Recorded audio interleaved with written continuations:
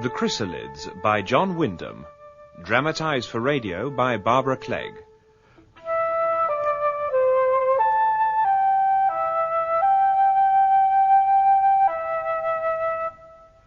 With Stephen Garlick as David.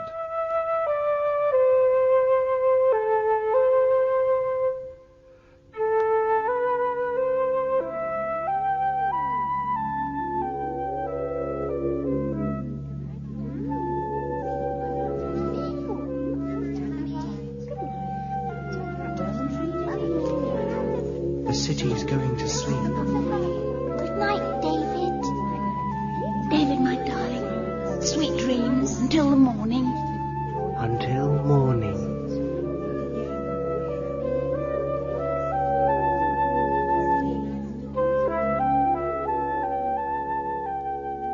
Dreams. Strange to think that once I only saw the city in my dreams. Even when I was quite small, it seemed real to me. Real enough to try to describe it to my sister. There are boats there too, Mary. Boats? Yes, in the harbour. You've never even seen a boat, so how do you know that's what they are? You've never even seen the sea, if it comes to that. I have. When? In my dream. It's blue and big. Seen it properly, I mean, awake. I don't suppose the real sea's like that at all. It's bigger than... Well, it's not like anything I've ever seen. Well, you can't dream about something you've never seen. Oh, you're making it up. The buildings aren't a bit like ours either. And the traffic in the streets is strange. What do you mean? There are carts running with no horses to pull them. And sometimes there are things in the sky. Birds, you mean? No, shiny fish-shaped things. And when I dream, it's night-time there. There are lights, like glowworms, but very bright, all along the shore and drifting in the air. I don't think I want to hear any more. Oh, but it's beautiful, Mary. Where do you think it is? Nowhere. There's no such place, not any more. You must be dreaming about the world the way it used to be, in the time of the old people, before God sent tribulation. It must have been a wonderful world. Yes.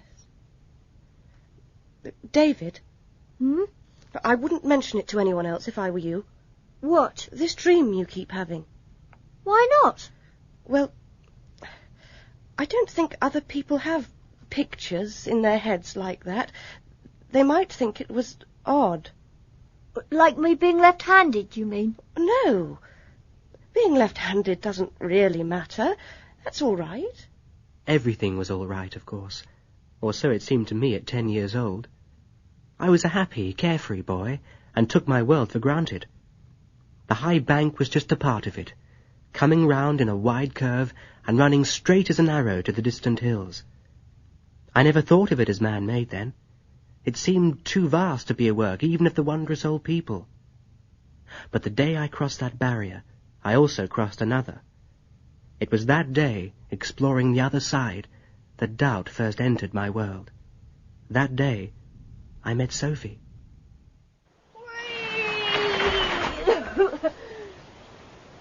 Who's there? Hello. Who are you? I've been watching you sliding down the bank. I've never seen you before. I thought I knew everyone round here. It does look fun. Would you like to have a go? Yes, I would. Okay. Of course she would. She was Sophie, not like any girl I'd met before. Gamer and lots of boys I knew, and she could stick at things too. I've nearly had enough. I haven't. Wait! Oh. Well, hurry up. Hey, I'm waiting for my turn. Move over. I can't. It hurts. What's the matter? My foot's stuck. Let's see. It's jammed between two stones. Oh, it's no good. I can't budge them. Try and sort of twist your foot out. Well, come. Wait a minute, I've got a knife. What's that for? To cut the shoelace. I can't get at the knot. I mustn't take my shoe off. Why not? Look, if you don't take your shoe off, you'll be stuck here forever. You'll probably die here. All right. But you mustn't look. Oh, I can't help but look, can I? Oh, it's a bit puffy. It's swelling like anything, and... Oh! Poor Sophie. She couldn't walk, she couldn't even put her shoe on, and all she wanted was to get home. It's all right, Sophie. Sophie! I'm sorry, Mummy. Oh, your knees. I carried her as far as I could. I had to crawl. They're all bleeding and your foot, Sophie. Come inside. Warmth. The Wenders' home was filled with it, different from mine in every way. Much smaller. No texts hanging on the walls, and no disapproval. There. Now, pat it dry and kiss it better. And now, the bandage, please, David. Here. And when we've made it more comfortable, we're all going to have something to eat.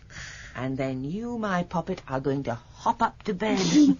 I'll have to, 'cause I can't walk. Come on, then. And that was how it was all through the meal. We never laughed at meal times at home. It was like a revelation to me that people could be so relaxed together. But after Mrs. Wender had carried Sophie up to bed, she came down and sat beside me, and she was much more serious then. You're a good boy, David. Thank you for being so kind to Sophie. She was very brave. It must have hurt like anything. You saw her foot. Yes. Did it seem odd to you? You mean because it's got an extra toe? Yes. You are the only person who knows, except for her father and me. Nobody else must. Ever. That's very, very important. Why? Because if anyone were to find out, they'd be terribly unkind to her. Sophie? Yes. Because she's got 6 toes? Yes. So, we've got to keep it a secret. You promise, David? I promise. I was halfway home before any connection dawned on me. The connection, that is, between Sophie's toe and the precepts which were dinned into us every Sunday, including the definition of man. And each leg shall be jointed twice, and have 1 foot, and each foot 5 toes, and each toe shall end with a flat nail. And any creature that shall seem to be human, but is not formed thus, is not human. It is a blasphemy against the image of God, and hateful in the sight of God. Hateful in the sight of God. God can't hate Sophie. Not because of 1 little toe. Oh, I expect I've got it wrong. I used to go over to Sophie's home once or twice a week after that. I met her father, John Wender. So, you're David. Yes. Joseph Storm's boy. Your father's a man of consequence, lad. Wacknock Farm, a magistrate, a preacher. Yes. And more than that, he's a very pious man, isn't he? With a keen eye for a deviation. So you all know what an offence is, eh, lad? An offence. I used to think it quite exciting when an offence was found amongst the farm stock. First it would throw my father into a furious temper. Then, in the evening, he would call us all together to pray. The penance of tribulation was put upon the world for sin, as the expulsion from Eden, as the flood, as the pestilences, as the destruction of the cities of the plain, as the captivity, so was tribulation. And the duty and purpose of man in this world is to fight against those evils which tribulation loosed upon us. Next morning we'd all be up before daylight and gather in the yard. Rejoice, rejoice, true purity of form shall come once more, and blessed is the norm. As the sun rose, it would shine on my father's knife. And my father would ceremoniously slaughter the 2-headed calf, or 4-legged chicken, or whatever the offence happened to be. And then there were my half-Uncle Angus Morton's great horses. 26 hands at the shoulder. They're wrong, I tell you, Inspector. Government approved. Any government that could pass creatures like that is corrupt and immoral. It's still the government, Joseph Strom, and it says the breed was produced simply by mating for size in the normal way. It says. God never made horses the size of those two. They ought to be destroyed. They're offences. They're not right. Yes, I know what an offence is, Mr. Wender. It's something that doesn't look right. Right, David? Well, not like its parents. And blasphemies. What do you know about blasphemies, lad? Not very much, except that's what we call it when it happens with people. Only they're not people, really. They're deviations. They live in the fringes, and they're What were they exactly? Be good now, or I'll fetch old Maggie from the fringes to you. She's got 4 eyes to watch you with, and 4 ears to hear you with, and 4 arms to smack you with. So you be careful. We'll set Airy Jack on you, you little imp, and he'll take you off to his cave in the fringes where his family lives. They're all hairy, like he is, with long tails. And they eat little boys for breakfast. blasphemies. They're just sort of bogies grown-ups try to frighten you with. You don't have to bother about them, really. No, lad. Don't you bother your head. And I didn't, much. Till the evening I got a splinter in my hand. It was quite a bad splinter. Do get from under my feet, David. What are you doing in the rag drawer, anyway? I'm finding a bandage.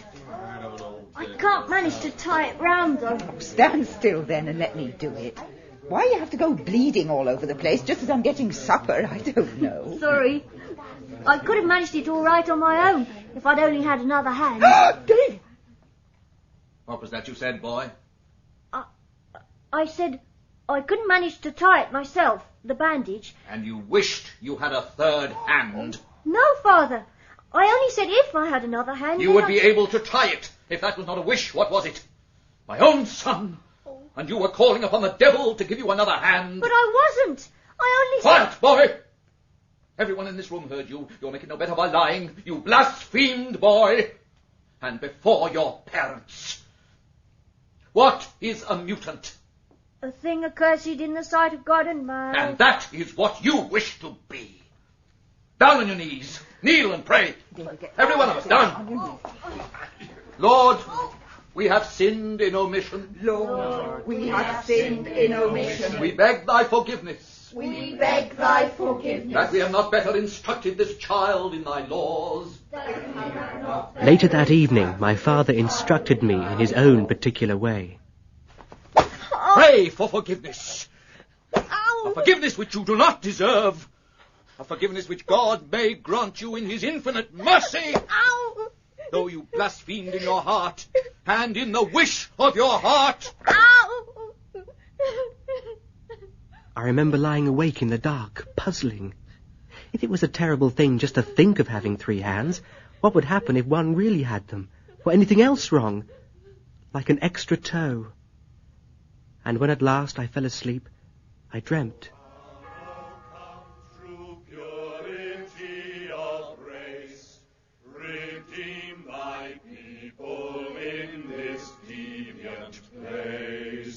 Where monstrous shapes fall devils. At the last purification, it had been a little hairless calf that stood waiting, blinking stupidly at the knife in my father's hand.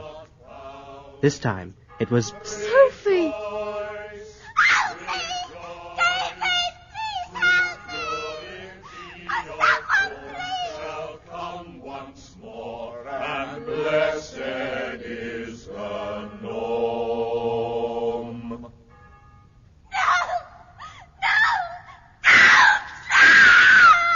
No! No! I tried to forget the whole incident. I didn't even tell Rosalind about it, and I told Rosalind most things, even then. We had a special understanding. There didn't seem anything strange about it to us. Honestly, Rosalind, you could slip off without anybody bothering about you. I mean, asking where you're going and all that sort of thing. They're always after me for some job or other. Davy boy. Uncle Axel. All on your own. Is it fairies or gnomes you're chatting to? Or only rabbits? Oh, legs a bit stiff today. Wouldn't it be more fun to do your chattering with one of the other kids now? I was. Oh, yeah. Who? Rosalind Morton. Oh, yeah. I don't see her around. She isn't here. She's at home. And I suppose she's talking to you. Well, she was, till you arrived. I'm sorry I broke it up. That's all right. We can talk any time. No, shut up, Rosalind. Not now. I'm busy. Well, she's not going to like that, is she? She does it to me quite often, especially when she's out riding or helping her mother. You must think about her a lot. Not really. It might be better, you know, Davy boy, if you were really to get to know her, instead of just make-believe. It isn't make-believe. Oh, I know your two families don't always see eye to eye, But I know her better than anyone, Uncle Axel. We think together. You what? Well, we talk, only sort of in our heads. Well, when she isn't here, when you can't even see each other? Yes. How far can you talk like this? I don't really know. We can do it when I'm in Wacknock and she's at Kentak. That far? Yes. Oh, Davy boy, this isn't play stuff, is it? It's the real truth you're telling me. Yes, Uncle Axel, of course. How does it work? You hear inside your head, do you? No, not here exactly. And it's not exactly seeing either. We sort of think what the other one's thinking and feel what the other one's feeling. It's like sort of sharing. Mind sharing? Yes. Yes, that's it, mind sharing. It's all sort of shapes, picture shapes, and sound shapes. Oh, it's awfully difficult to explain. You don't have to use words, though. You don't have to say it out loud the way you were doing it just now. No, but sometimes it helps to make the shapes easier to understand, that's all, if you put them into words. It also helps to make things a lot more dangerous for both of you. Dangerous? Yes, dangerous. The dangers of being different. Different from other people. Uncle Axel said we must be careful, so I warned the others that evening. There were 6 of us then. Rosalind. Yes, David. Michael. What is it? Anne and Rachel. Yes? Catherine. Here I am. I told them what Uncle Axel had said. It's dangerous. We've got to make sure that no one else finds out about us. We've got to be careful. Promise. I promise. I promise. I promise. Promise. We've got to stick together. We're a group. We're the same. We're together. We belong. We're sharing. We promise. We promise. Promise. Promise. And that was the first faint stirring, really. Not just of being united, but of knowing we were different from other people. We hardly had time to think about our pact, though. Something else put it completely out of our heads. The Fringes invaded.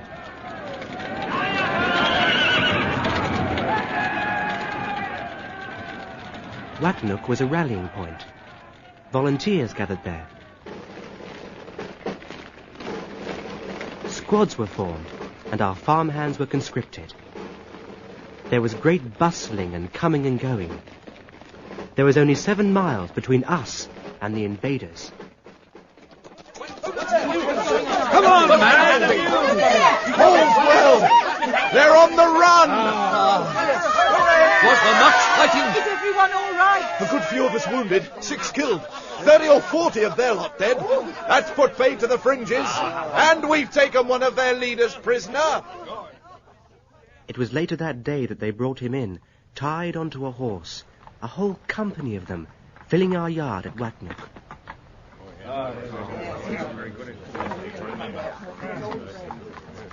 He doesn't look very funny. Well, perhaps it's his face. Wait till he turns round.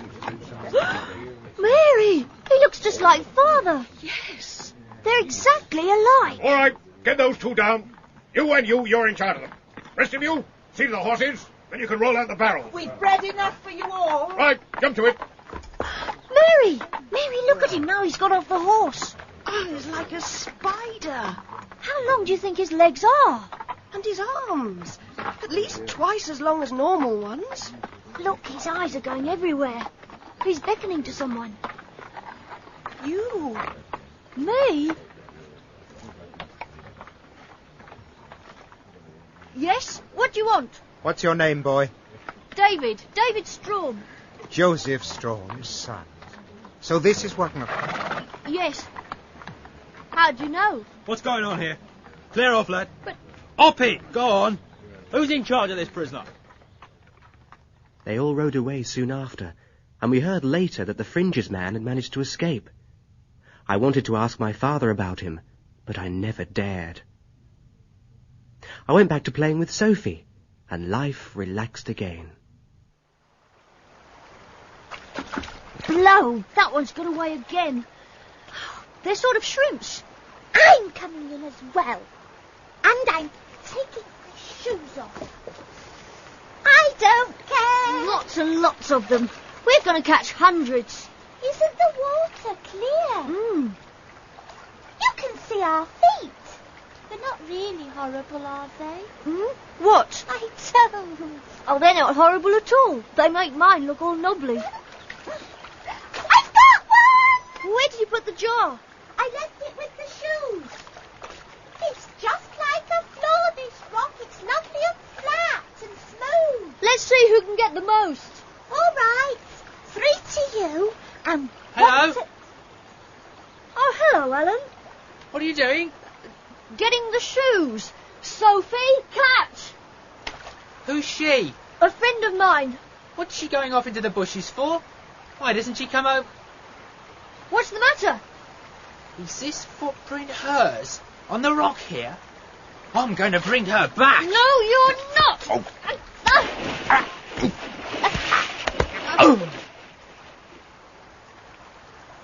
I haven't killed him, have I? No. What did you hit him with? This stone. It was only a temporary solution, though. I soon realised that while I was explaining what had happened to Sophie's father. Her feet were wet, you see, Mr. Winder. And the rock was quite smooth and dry, so the print was as clear as anything. Oh, David. You could see... Yes. I'm afraid it's come, my dear. Oh, Johnny. We always knew it had to come sometime. How long will it take you to be ready? Not long, Johnny. I've been prepared for this always. They were going away, for good. I could hardly believe it. All the time we were loading the pack horses, I thought of it. I would never see Sophie again. And then they were on their way. John Wender led the horses, with his gun slung across his back. At the edge of the woods, they paused and turned to wave. Goodbye, David. Goodbye, David. Goodbye. I waved back. Goodbye, David. The last I saw of them was Sophie's arm waving as the dusk beneath the trees swallowed them up. I stayed in their cottage that night, to give them time, to give them a chance. I knew what would be waiting for me when I got home. Come here, boy. Where have you been? Ow. Who was this child you were seen with? This blasphemy? Answer me. The inspector here wants to know. You know, David, concealment of a blasphemy is a very, very serious thing. People go to prison for it. It's everybody's duty to report any kind of offence to me. And it's very important indeed if it's a blasphemy. Yes, sir. Now, young Alan Irving says this child you were with has 6 toes. Is that true? No, sir. He's lying. Go to your room, boy. I'll deal with him. A taste of this will make you answer. That is my whip. And answer truthfully. That is my whip. Mary, fetch my whip from the stables.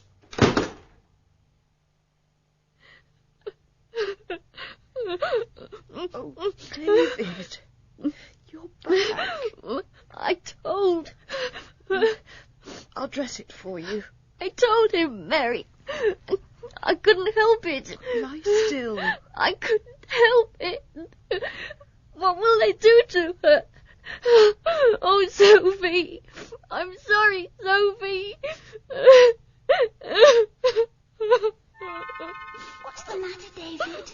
What's the matter? Are you hurt? It's Sophie. Who's Sophie? A deviation? A monstrosity? No, it isn't like that. Not when it's just a little thing. It doesn't make any difference. It's wrong what they tell us. They're wrong. They're all wrong.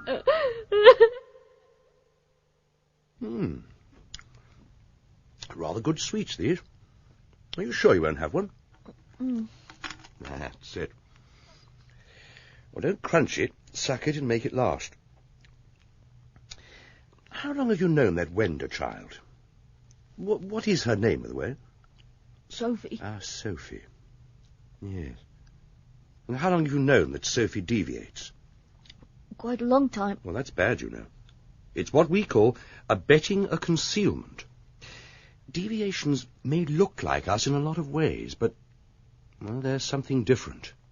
Sophie isn't really different, though. She's my friend. My best friend. Yes, loyalty is a great virtue, but one day you will understand the importance of the greater loyalty, the purity of the race. That is, that... They've caught them. All three of them. Oh, Sophie. Oh, Sophie. The inspector was a humane man. He slipped back a few minutes later to say that my information had had nothing to do with it. He thought that would make me feel better, I suppose. It didn't.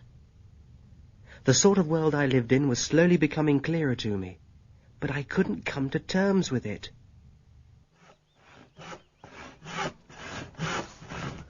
Hello there, Davy. Hello, Uncle Axel. Up and about again? How are you feeling? All right. Can I tell you something, Uncle Axel? Yes, you can trust me. I'm going to run away. I wouldn't do that if I were you, Davy. It never really works. Besides, where would you run to?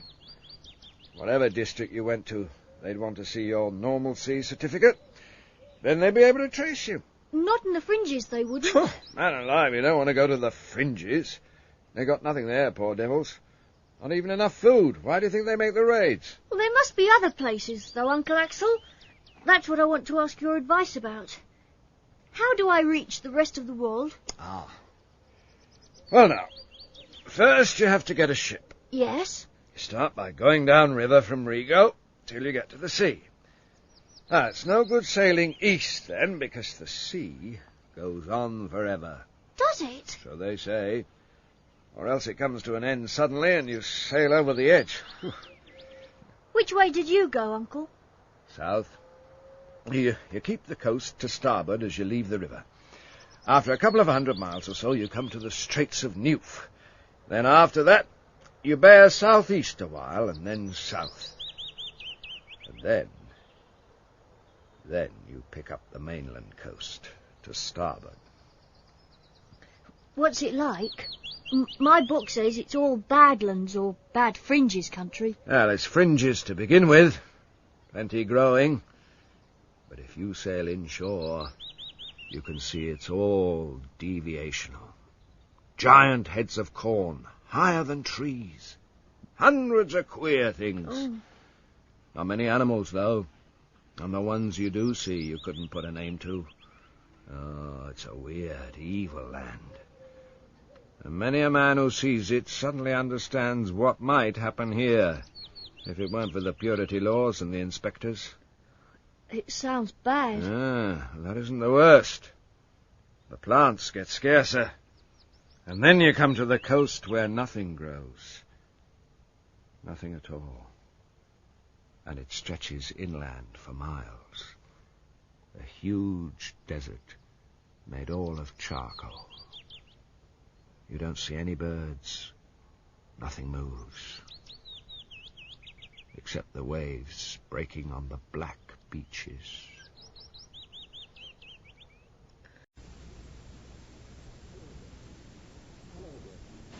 Hello again. This is Arthur C. Clarke and my world of science fiction.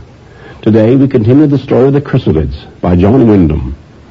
In the first episode, David, while out playing one day, meets Sophie. But Sophie is a blasphemy, a mutant with 6 toes.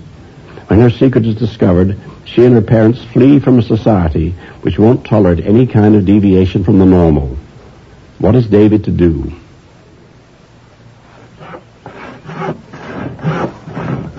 Hello there, Davy. Hello, Uncle Axel. Up and about again? How are you feeling? All right.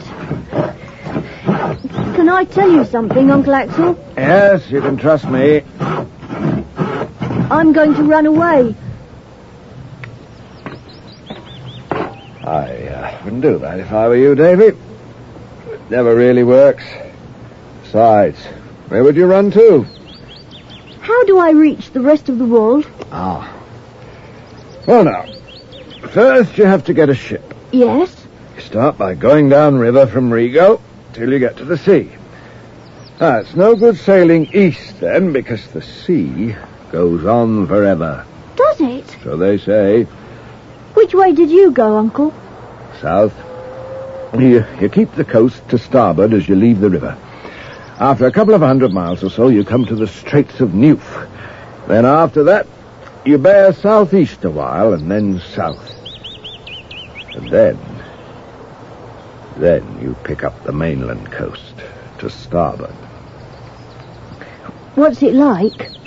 My book says it's all badlands or bad fringes country. Well, it's fringes to begin with.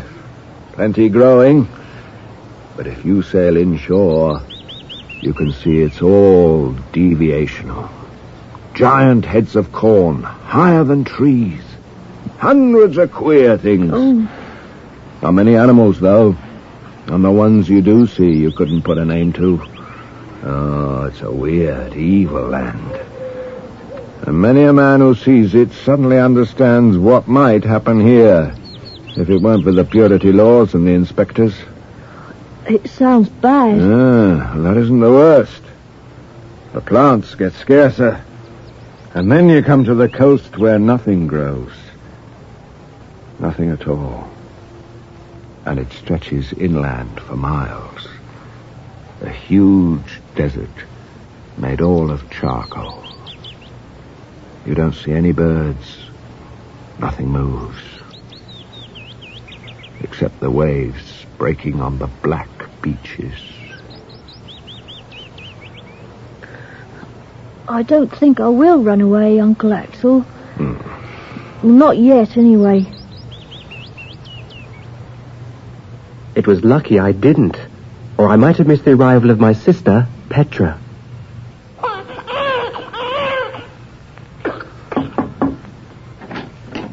Mary? Mary? What?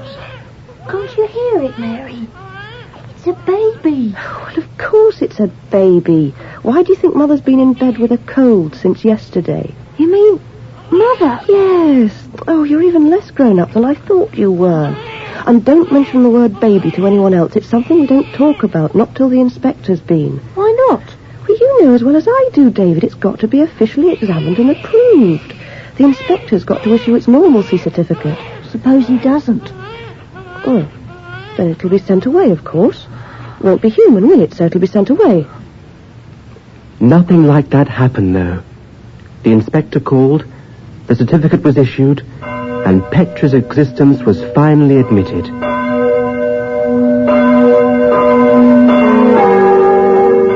Everyone on the farm stopped work, and we assembled in the kitchen for prayers of thanksgiving.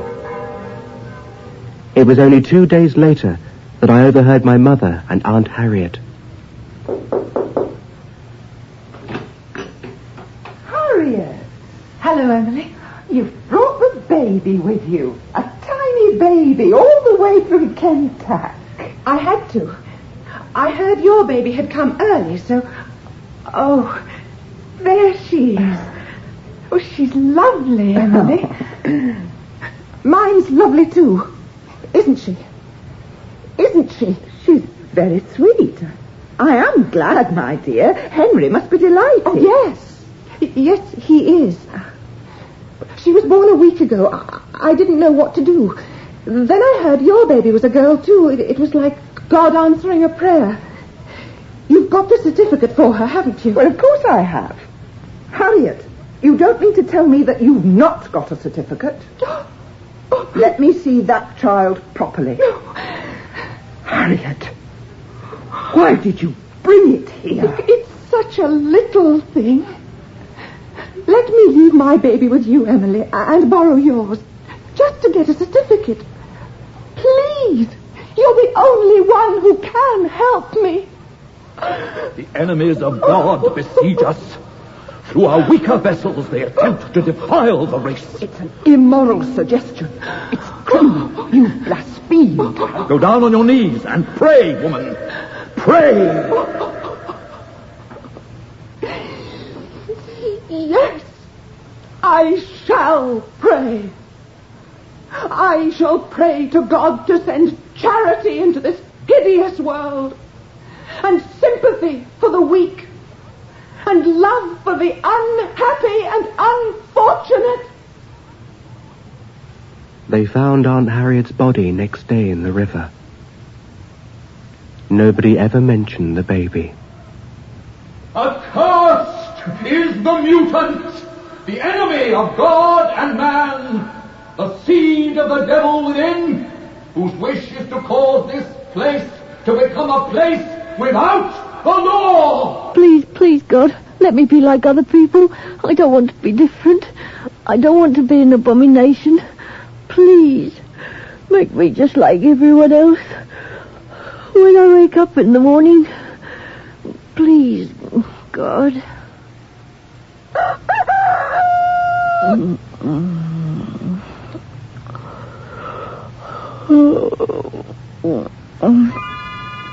Morning, Sleepy. Oh, no. What's the matter? I'm still the same. The same as what? Why don't you want to mind share with us anymore? Don't you realize we're different? Different? All of us. Don't you know what we are? We're mutants. Mutants? What do you mean? We're not anything like What are you that. talking about? That's nonsense. We're mutants, I tell you. Like the things that live in the fringes. We're not right.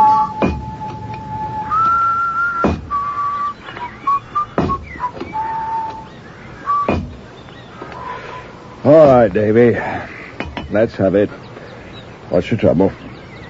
And nobody's found out, have they? No. What is it, then? Aunt Harriet. She came to see Father and Mother. I heard them. I was in the room next door. She had a baby. Baby? There was something different about it. It wasn't going to get a certificate. I think Aunt Harriet wanted to die. Oh, Uncle Axel. Ah, steady, Davy. What do they do when they find out I'm different? They won't. There's nothing for them to see. Nobody's going to know about it, except me. And I'm safe. Watch yourself, though. All of you. We did. We were very careful. And we were lucky. We managed to avoid direct suspicion for another 6 years, until the autumn I was 18. Oh, phew. It's hot work. Hey, David. Yes? Come on. Have a rest. You've been at it all morning. Give me that scythe. All right, thanks. I'll go and give a hand with the stooking for a bit, then. Help!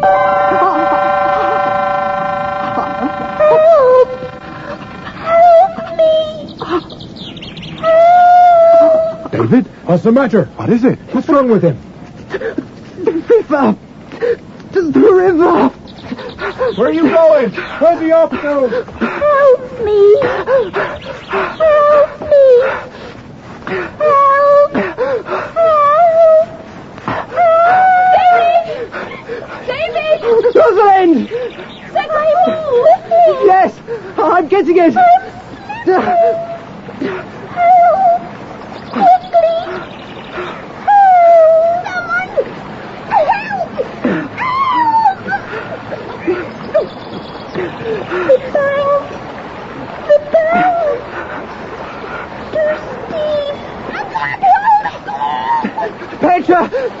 right. I'm coming. By the time we got her out, she was unconscious, but still breathing. We laid her on the bank and both bent over her. I don't know whether our strongest feeling was relief or amazement. Petra, come on. Come on, my darling. Oh, Petra. I'd no idea she was one of us. She's not. Something like us, perhaps, but not one of us. None of us could command like that. I dropped a whole pot full of soup and just ran. I know. I was reaping. It was lucky I just handed over my scythe. She's something much more than we are. Much more. That night, for the first time in years, I had a once familiar dream. Only this time, when the knife gleamed high in my father's right hand, the deviation that struggled in his left was not a calf. It was not Sophie. It was Petra.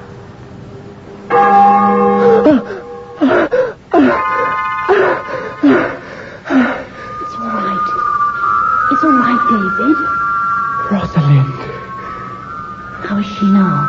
All right. I can't make thought contact, though. Neither can I. I've tried. Michael, how about you? No, nothing. Rachel?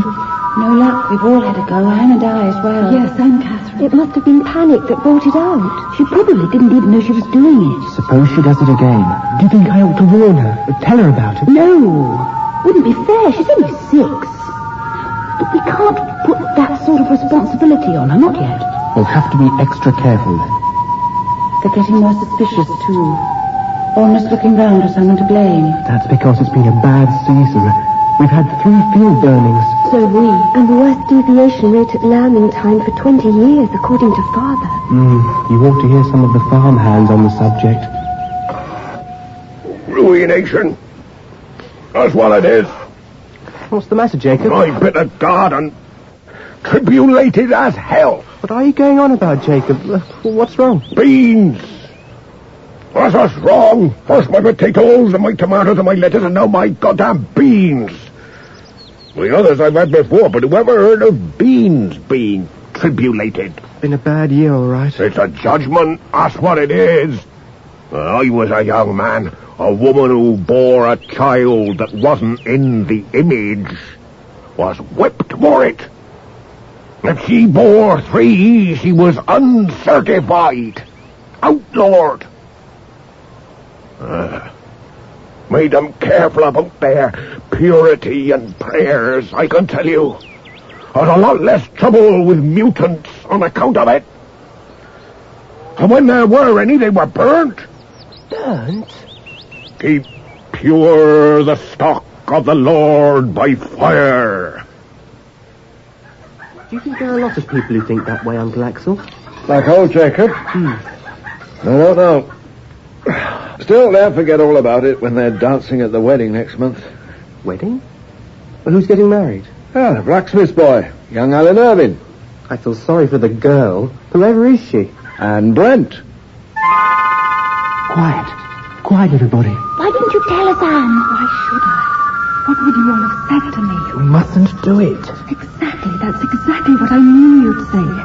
Because you think I might give you away to Alan, don't you? When I share my life with him, you're frightened. It's for your own sake you mustn't. It'd be like tying yourself for life to a cripple.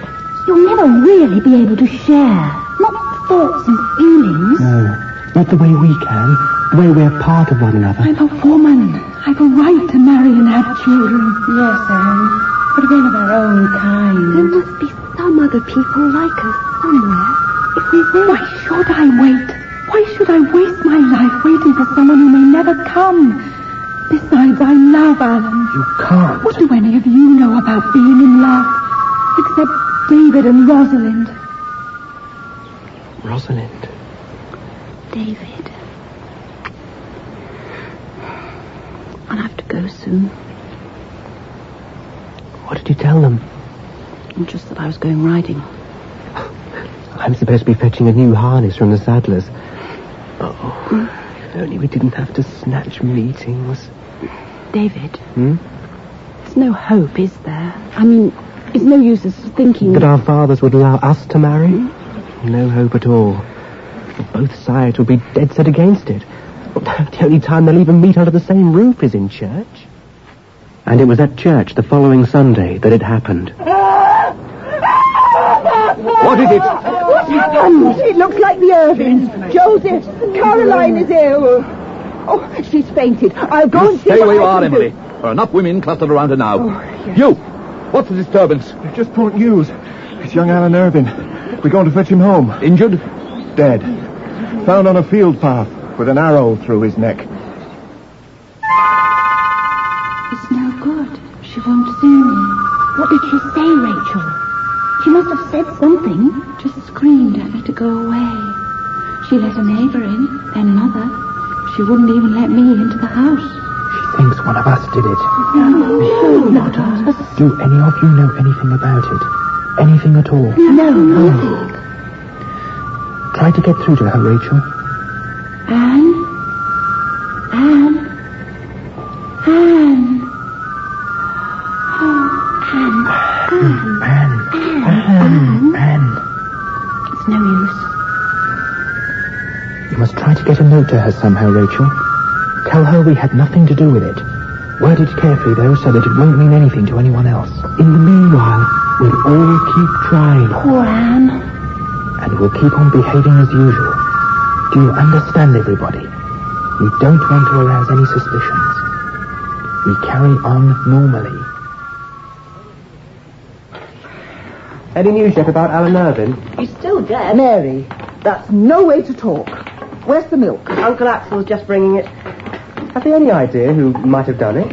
Well, the arrow was one of old William Telley's, apparently. I could say that about almost every arrow in the district, as he's the best fetcher around here. Oh, there you are, Axel. Put the pails down here. Who could it have been, though? Someone who had a grudge against the lad. And without speaking ill of the dead, Emily, there's probably quite a few of those in the district, too. No one who'd want to murder him, though. What is it, Rachel?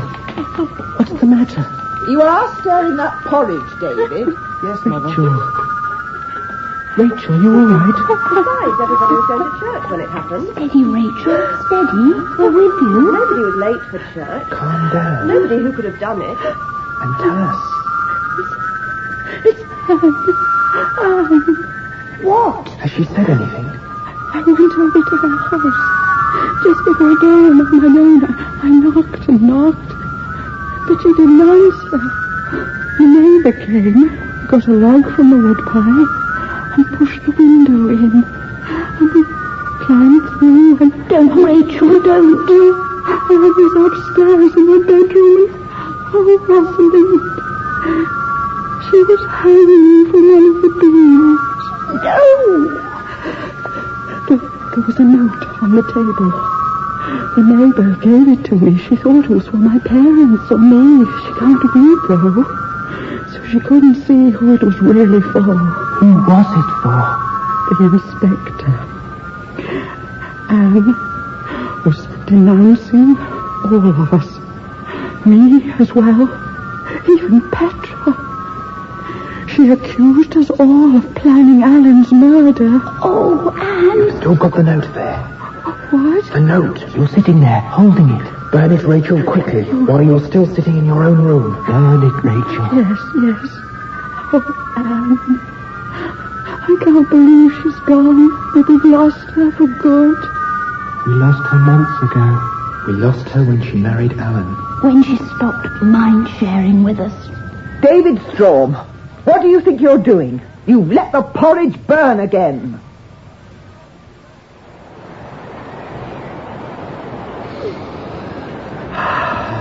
All forgiven. Normality rates on the mend. Yes. Oh, it's a good summer. David, have you seen Petra? No, I've been at the anvil the last hour. No one set eyes on her since the midday meal. Not that they deserve it, mind you. The evildoers. Her pony's not in its stall. Oh, if they were to get their just deserts, there'd be wailing and gnashing of teeth. Oh, do be quiet, Jacob. I don't think she'd ride off our land, would she, David? Still time for things to go wrong, She knows she's not supposed to. Harvest could fail. Jacob, will you stop it? David? I must go. David, what are you doing? I'm wanted.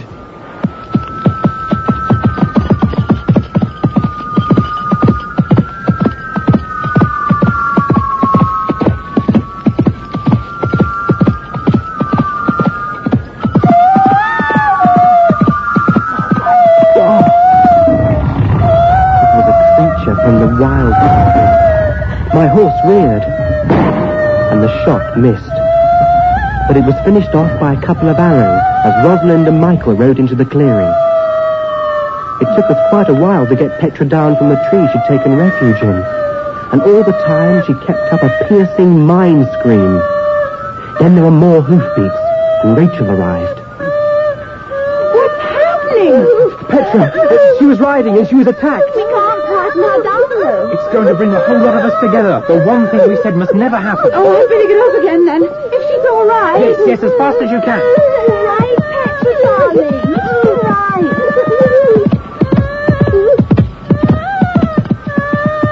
Oh, no.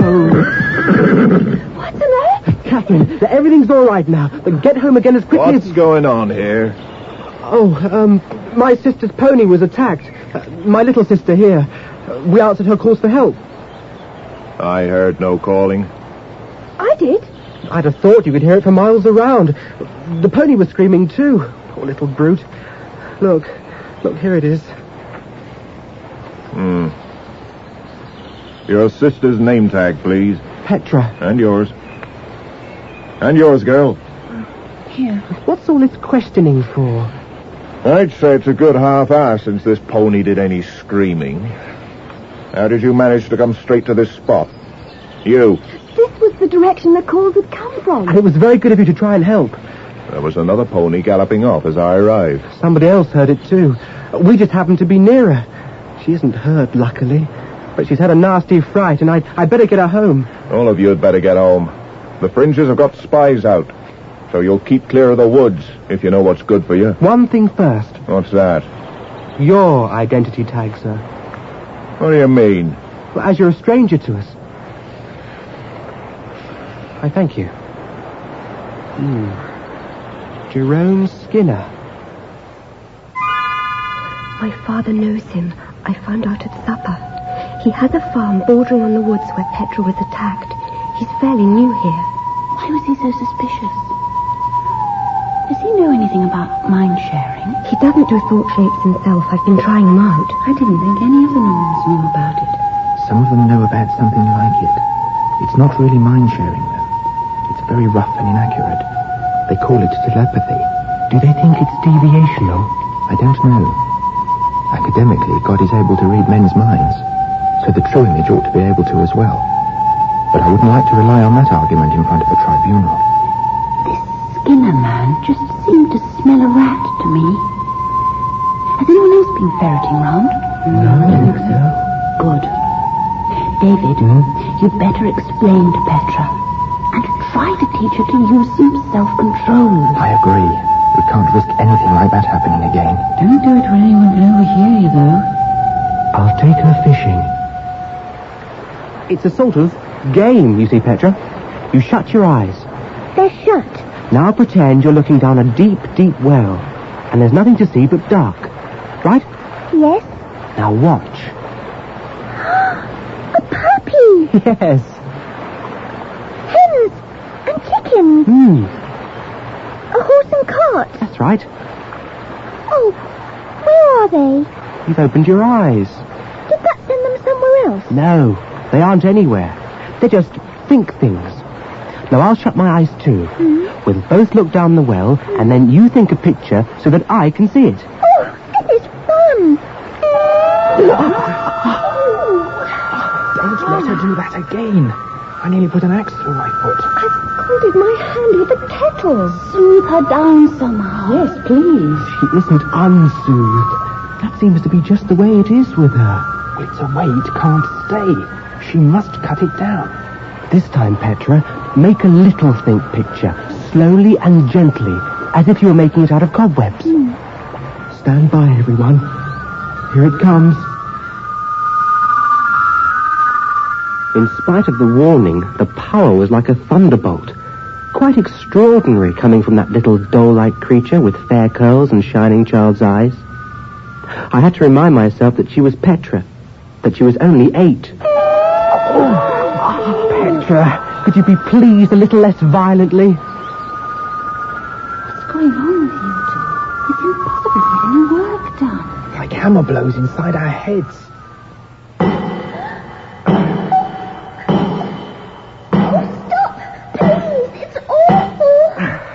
Well, now you know what we feel like when you're mind-sharing at full power. I want to practice again. All right. But if anyone comes, I'll get on with this rail, and you be ready with the bellows. Right. You've learned a lot already. You can get thought shapes from each of us. You can send thought shapes. You can clear your mind without closing your eyes. That's very important. Yes, they can't tell what I'm doing. Exactly. Now, how much can you catch when the rest of us are mind-sharing together? Not very much. I can tell who's doing it. I know if it's you, or Rosalind, or Michael. But it goes so fast it gets muddled. The other ones are even more muddled. What other ones? Catherine and Rachel? No, I can tell them. I mean the other ones. The long way away ones. Someone's been careless, Davy. Joe Darley's been asking questions about you. Me? You and Rosalind Morton. Oh, sounds like a bit of ordinary scandal.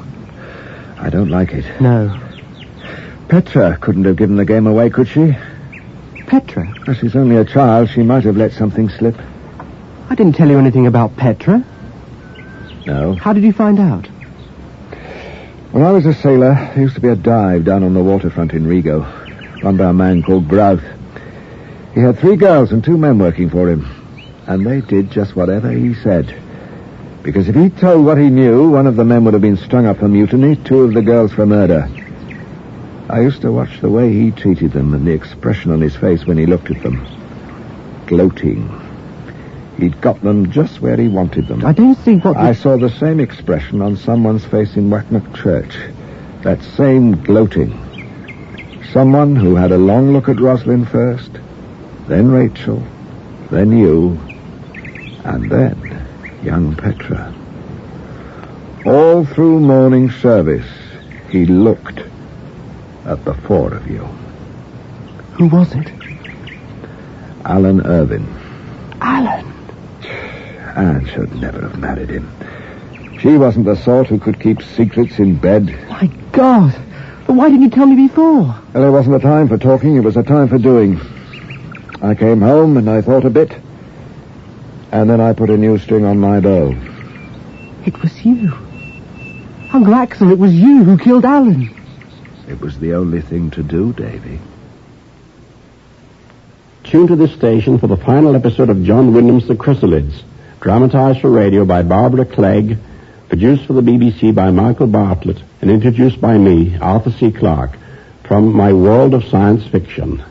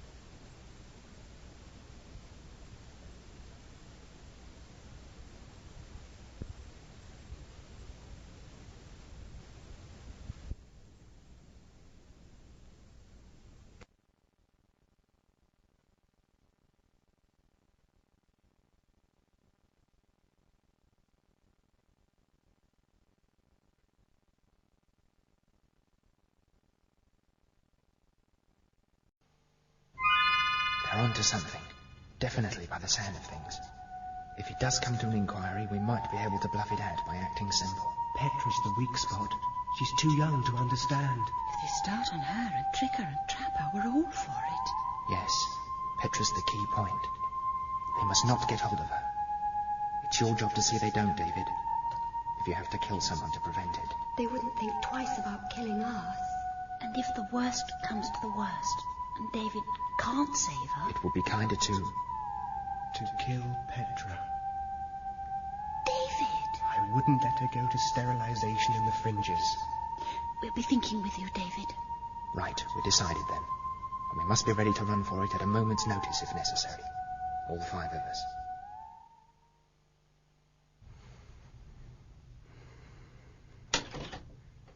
David! What? It's Rosalind. She's been trying to get you. Rosalind?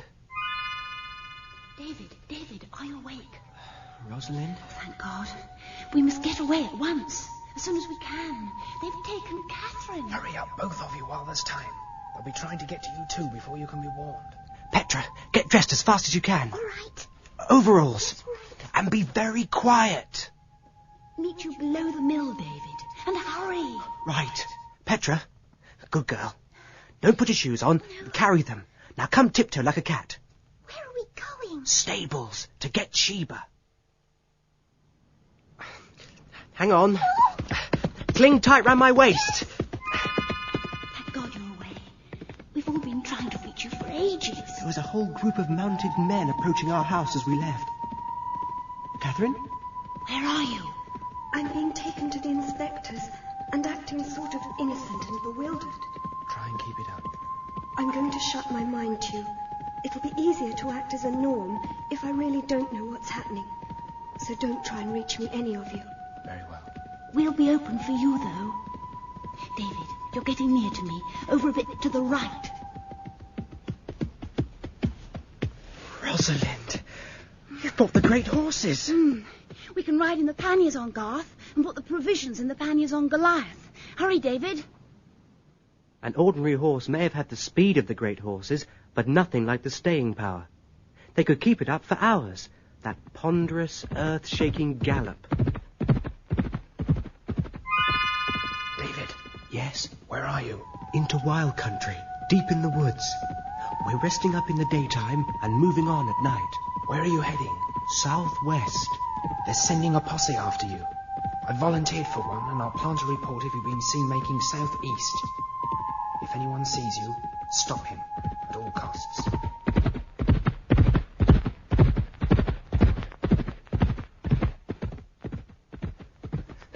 Petra's asleep. The pannier rocks her off. It's pretty desolate here, isn't it? Just as well. Look at that full moon. Nearly as bright as day. It's rather peaceful. What was that? Oh. David! Rosalind! We're here, darling. My God! What is it? It's Catherine! They're torturing her. I'm frightened, Rosalind. Block it out, darling. Try not to hear it. Try not to share.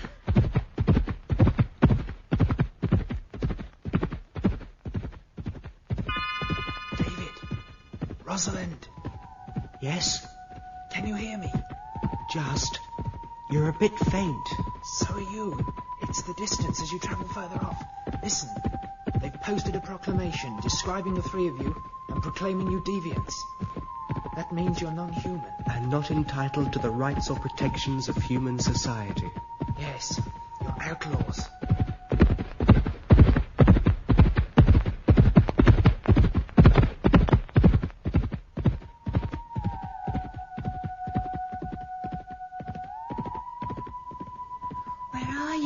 David, Rosalind. Catherine's confessed. They forced it out of her. They've done terrible things to her. There are 3 groups after you now. Mine's the furthest away. Will we be shot on sight? They'll try to take you alive. There's a big reward out for your capture. We can't stay in wild country then. We'll have to press on into the fringes. Oh! I don't want to go to the fringes. I don't want to be eaten by Hairy Jack. It isn't like that. there aren't any bogeymen. Probably most of the people who live there are just sad and unhappy. What people look like doesn't really matter. Are you listening, Petra? Who is the other one? What other one? What do you mean? There's somebody else making think pictures. I get nothing. Nor do I. Nor me. Hush. What is it? Somebody asking questions from a long, long way away. She's in a place that's in 2 parts, with a lot of water. I don't understand the name. I think it's Sealand. No, it's not S. It's Z. Like the noise a bee makes. She says so. Sealand? Yes. And it has sea all round. And from where she is, you can see the sun shining on it for miles and miles. And it's all bright blue. It's nearly dark. The sun's practically set. She's crazy. It isn't evening where she is. She showed me. It's early morning. It's a place with lots and lots of houses. Bigger than Wacknuck houses. And there are funny carts without horses running along the road. And things in the air. Yes, shiny, fishy things, with something whizzing around on top of them. That's right. How did you know that, David? It's my dream. My dream city.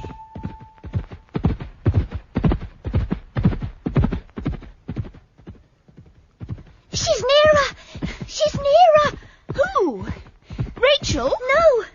The Sealand people, they're coming! What do you mean? She says help is on the way! And she says to play for time because I'm a discovery of the greatest importance! Oh, you are you? And she says it's particularly surprising to find such power among primitive people. She can't mean us. I think she does. They're closing in on you. They're closing in. Where are you? David, thick forest ahead on the skyline. Is that forest? It's very dark. Fringes ahead. If we can cross this heathland without being seen... Don't worry about being spotted. Get there. David! Right. This is it. On Garth. On Goliath. Oh, made it. David!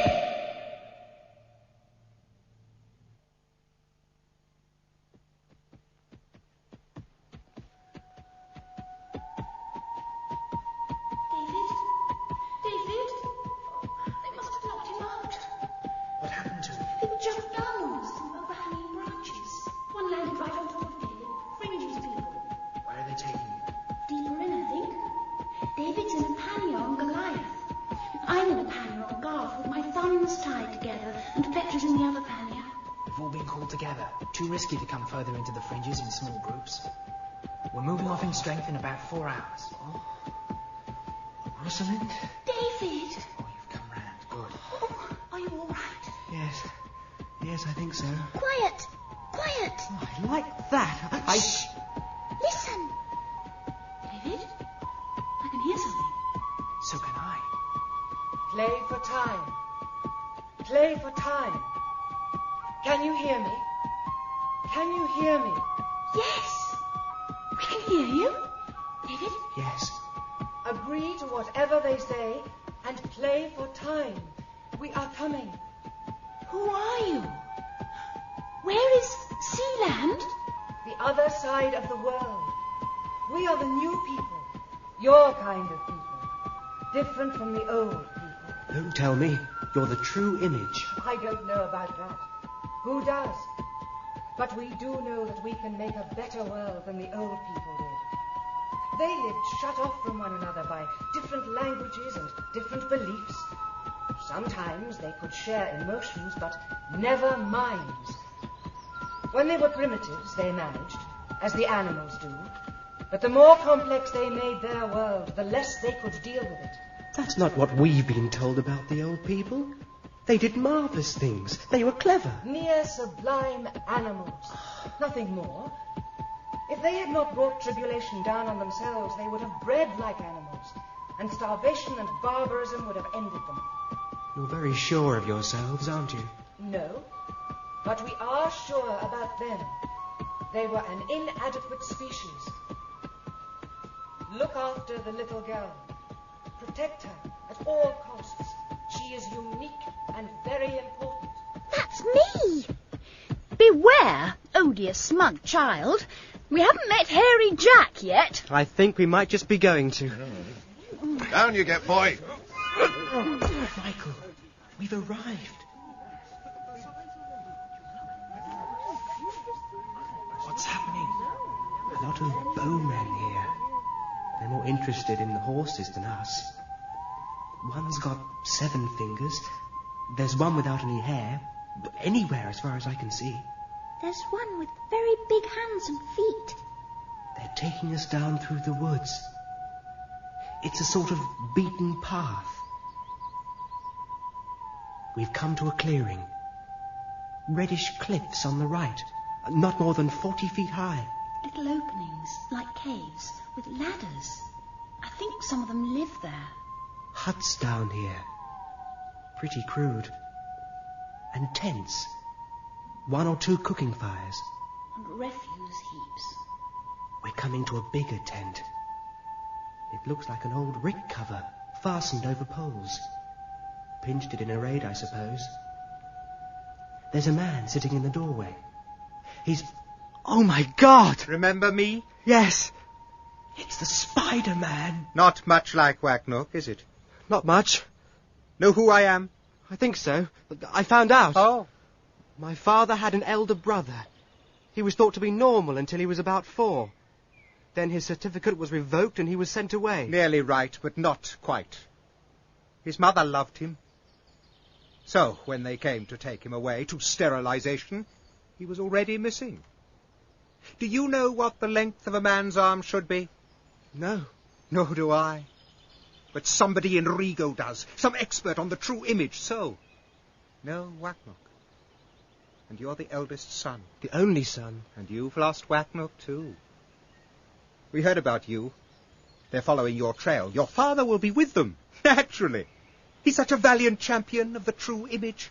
I've always hoped that we'd meet again one day, on equal terms. And the girl, now. Yes, the girl. Oh. You! Does you credit, boy. But not much more.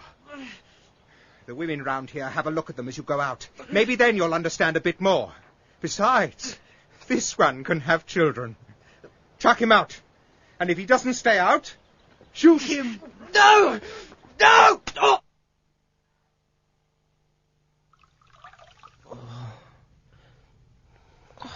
What? Where am I? Lie still till I've bathed your head. Just a cut. Not deep. There. You don't know me, do you, David? Sophie. Dear David. You haven't really changed. No.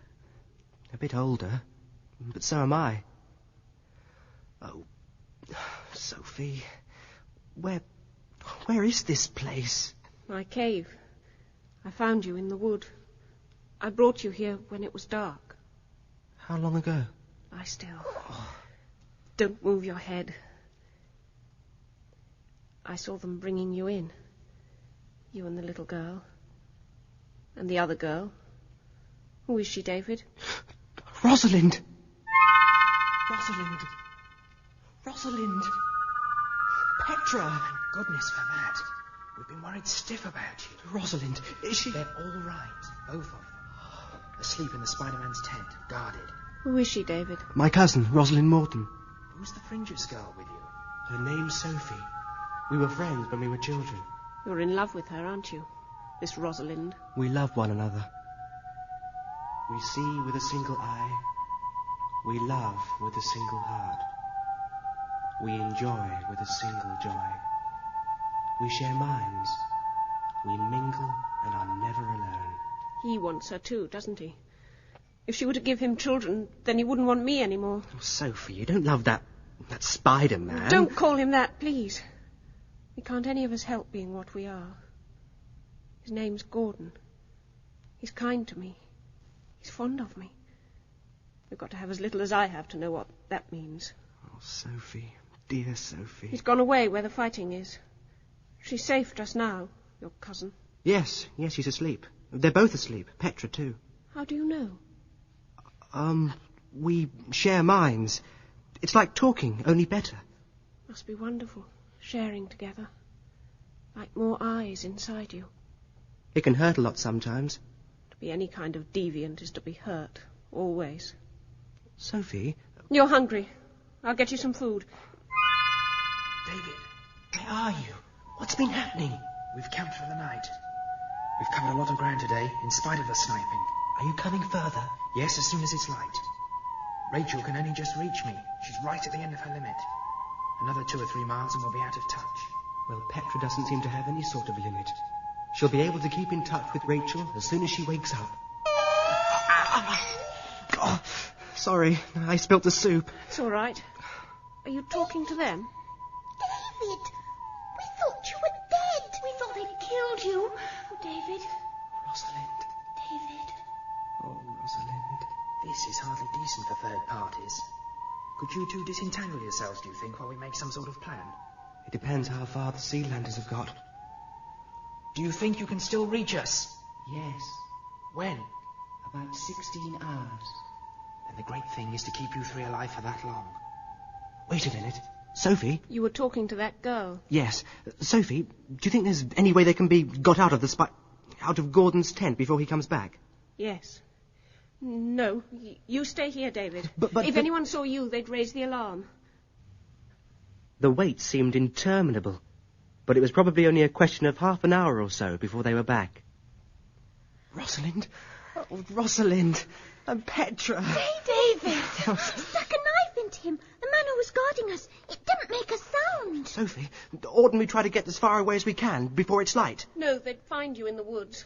But they'll never think of looking for you here. You mean we can stay here? I must clean my knife. Why are you doing all this for us? Why? Leave me alone, damn you. God damn your pretty face. Oh, David. Are you going to sleep all day? What's the time? About 8. It's been light for 3 hours. We routed the Fringes lot with only 2 or 3 wounded. They tried to ambush us. Are you still advancing? Yes, no opposition at all. It looks as though we're going to be taken by the Norms. We can't leave this cave in daylight without being seen by the Fringes people. What about the Sealanders? They'll make it in time. They've got to. We will. We should be arriving in about 8.5 hours from now. The country that we are passing over. We have seen Badlands before, but not as terrible as this. If we had not known that you were on the other side of it, we would have turned back. We will not turn back. We will reach you. That's nice to know. Petra? Yes? We've got too far away for any of us to reach Rachel, except you. See how she is. She's very miserable, and she wants to know if Michael's all right. Oh, tell her he's quite all right. Tell her we love her, and we're terribly sorry she's all alone. But she must be brave and careful. She understands. She says she'll try. I think Rachel's afraid. She's crying inside. She wants Michael. Did she tell you that? No. It was a sort of behind think, but I saw it. We'd better not say anything about it. A person's behind things aren't really meant for anyone else. So we must pretend we haven't noticed. I brought you some food. Oh. No trouble? Trouble? That albino guard. Not about that. They found him. They think you did it. But they've got other things to worry about. The men who went to the fighting are coming back in 2s and 3s. What happened, do you know? There was an ambush. It failed. And the Norms are advancing. How far have they got? Michael, how far? Just clear of the forest and into rough country. They've just got to rough country. 3 hours to the river bank. Perhaps a bit less. Well, there are a lot more men back now. Some of them are drifting away. Some of them are collecting round Gordon's tent. I'll see what I can find out. You, dish the food out. Oh, right. An hour went by and we heard nothing. I can't stand this waiting. They should be over the river by now. There are hardly any Fringes people left in the camp. And they're mainly women.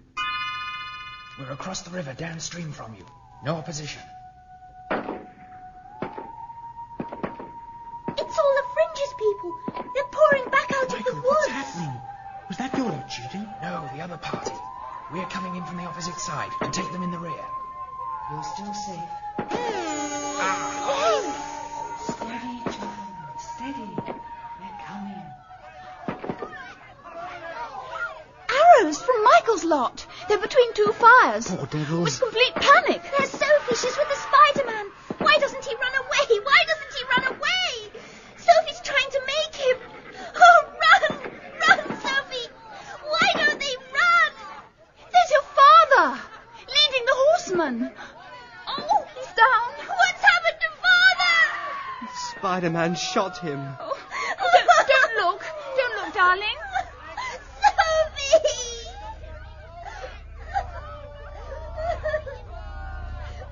They got them. Both of them. What's that? What's that queer noise? Don't be frightened. We're coming. Stay just where you are. What is it? What are they looking up at? There it is. Oh, like a bank of mist with flashings inside it. It's a silver fish thing. It's a silver fish. Oh, glistening. Yes. And funny glistening threads coming down from it. Like cobwebs. It's much lower now. There's Michael. There he is. Michael, this way. Over here. Wave to him, Petra. I see you. He's coming. No, he's not. He's stopped. It's like a cobweb, but sticky. I can't get my hand. It's stuck. I can't move it. Don't struggle. You'll exhaust yourself. Lie down on the ground so that it can't get round you. Keep calm. Don't move. All the men! They're falling down. All over the place. The horses, too. It's the strands. Wrapping all round them. Get back. Get back from the entrance. One's drifted in across my arm. Oh, David. Get back. Lie down, David. Lie down, Rosalind. Petra, lie down. You're across my face now. Stifling, mummifying, unbearable, like being buried alive. But resurrection came at last. You are free. Michael, you're all right. Yes. And the other two? David. That was very horrid. Petra.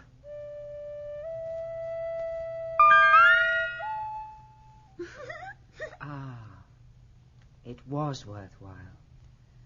Yes, certainly it was worthwhile. Nobody's moving down there. It's just as though giant spiders have been spinning over everything. And it's so silent. They're not all dead. Yes. The threads contract as they dry. It is more merciful than your arrows and spears. It is not pleasant to kill any creature, but to pretend that one can live without doing so is self-deception. There has to be meat in the dish. There have to be vegetables forbidden to flower, seeds forbidden to germinate. The essential quality of life is living. The essential quality of living is change. Change is evolution, and we are part of it. I know, but still... Sometime there will come a day when we ourselves shall have to give place to a new thing. We shall struggle against the inevitable, just as these remnants of the old people do. Treachery to one's own species must always be a crime. You are our species. The machine is waiting. We will start now. For what, Nook? I'm sorry. We have not enough fuel. The journey was much longer than we expected and much worse. Petra, Do you think you could reach Rachel for me? Yes, of course. Yes, she's there. She wants to know what's happening. Right. Now, I want you to tell her this, very carefully. She's to go on being brave, and in a little time, 3 or 4 days perhaps, I shall come and fetch her away. Tell her that. Oh, dear. She's gone all muddled up and crying again. She does seem to cry an awful lot, that girl. Only her behind thinks aren't miserable this time. It's a sort of happy crying. Isn't that silly? Michael? She's quite alone. Would you leave David alone there? Or would David leave you? Since the machine can't take her, someone's got to bring her. It's a very long way off, with thousands of miles of badlands in between. I know that, but there must be another way to get there. It would be hard and dangerous. No more dangerous than to stay in Wacknock. Besides, how could we stay, knowing that there is a place for people like us, where we belong? When you do reach us, Michael, you can be very sure of your place with us. We're still waiting for them. We haven't given up hope. Not yet. Hope's something we must keep, for Michael's sake. I can still see his face, turned towards us, as our ship soared. We're up! So fast! Oh, David. It's awfully wonderful. I can see for simply miles and miles. Oh, Michael, you do look funny and tiny down there. I feel a bit funny and tiny just at present, Petra. But it'll pass. We'll be coming after you. Don't give up, Michael. Don't give up, Rachel. Our minds are open for you, always. And your coming will be coming home, as ours was.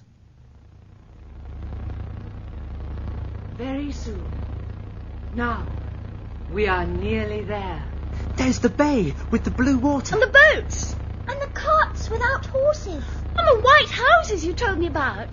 We're going down. My dream. It's my dream, Rosalind. Oh, it's beautiful. And there's something else, too. Something you didn't tell me about. What? Listen. Oh, listen, David. Open your mind a bit more. What is it? Can't you guess? It's people, David. Lots and lots of them. Our kind of people.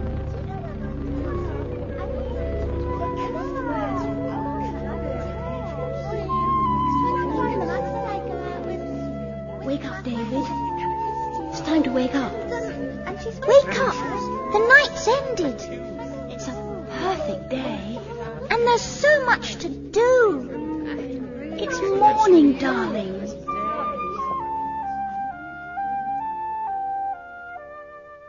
Morning.